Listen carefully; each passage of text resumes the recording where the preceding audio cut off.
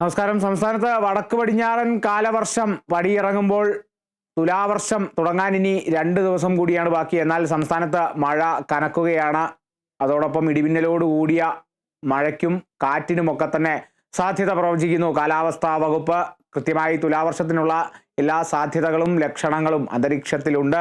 ഇതിലൊന്നും കൂടിയാണ് അത്രത്തോളം മഴ കനക്കുന്ന ഈ ഒരു സാഹചര്യത്തിൽ സംസ്ഥാനത്ത് വിവാദമായേക്കാവുന്ന അല്ലെങ്കിൽ മുൻപ് വിവാദമായ ഒരു സംഭവത്തിന്റെ ബാക്കിയിലേക്കും കൂടി നമ്മൾ കടക്കുന്നു. അതിൽ വലിയ രീതിയിൽ നടപടികളും അതിനനുസരിച്ചുള്ള ചില കത്തിടപാടുകളും ഒക്കെ തന്നെ നടന്നതായും മനസ്സിലാക്കുന്നു. പ്രധാനമായും വടക്കാഞ്ചേരിയിൽ കയ്യാമം വെച്ച് മുഖംമൂടി ധരിച്ച് കോടതിയിൽ ഹാജരാക്കിയ 3 KSU പ്രവർത്തകരിൽ ഒരാൾ, അയാളുടെ താൽക്കാലിക ജോലി നഷ്ടപ്പെട്ടിരിക്കുന്നു. ആ താൽക്കാലിക ജോലി നിഷേധിക്കപ്പെട്ടിരിക്കുന്നു. നിഷേധിച്ചത് കോൺഗ്രസ് ഭരണസമിതിയായിട്ടുള്ള ഒരു ബാങ്ക് കൂടിയാണ്.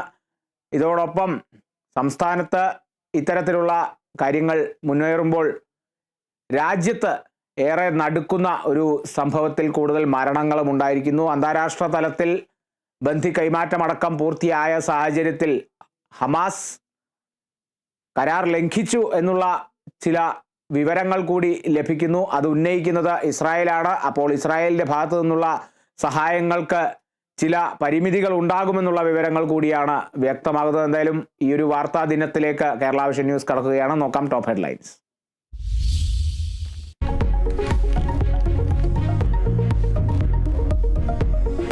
KSU പ്രവർത്തകരെ മുഖംമൂടി ധരിപ്പിച്ച് കോടതിയിൽ ഹാജരാക്കിയ സംഭവത്തിൽ ഉൾപ്പെട്ട KSU പ്രവർത്തകനെ ജോലിയിൽ നിന്ന് പുറത്താക്കി കോൺഗ്രസ് ഭരിക്കുന്ന ബാങ്ക്.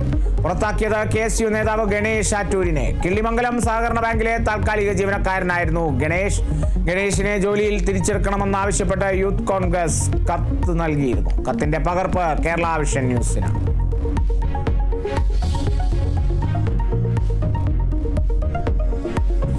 സംസ്ഥാനത്ത് മഴ ശക്തമാകും. തിരുവനന്തപുരം മുതൽ ഇടുക്കി വരെ 6 ജില്ലകളിൽ ഇന്ന് മഞ്ഞ മുന്നറിയിപ്പ്. ഇടിമിന്നലിനൊപ്പം ശക്തമായ കാറ്റും വീശാൻ സാധ്യതയെന്ന് കാലാവസ്ഥാ വകുപ്പിന്റെ മുന്നറിയിപ്പ്.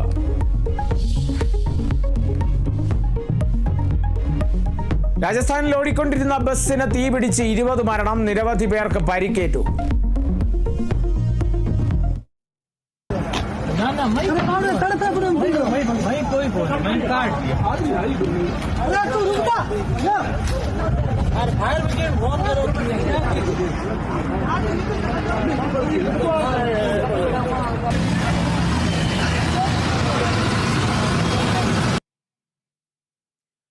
തീപിടിച്ചത് ജയ്സാൽമീറിൽ നിന്ന് ജോധ്പൂരിലേക്ക് പോകുന്ന സ്വകാര്യ ബസ്സിന്. മരണപ്പെട്ടവരുടെ കുടുംബങ്ങൾക്ക് 2 ലക്ഷം രൂപ ധനസഹായം പ്രഖ്യാപിച്ച പ്രധാനമന്ത്രി.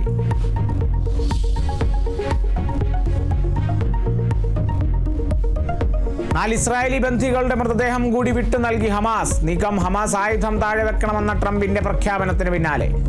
ഗസയിൽ നടന്ന ഇസ്രായേൽ ഡ്രോൺ ആക്രമണത്തിൽ 5 പേർ കൊല്ലപ്പെട്ടു. കരാർ ലംഘിച്ചത് ഹമാസ് എന്ന ഇസ്രായേലിന്റെ വിശദീകരണം.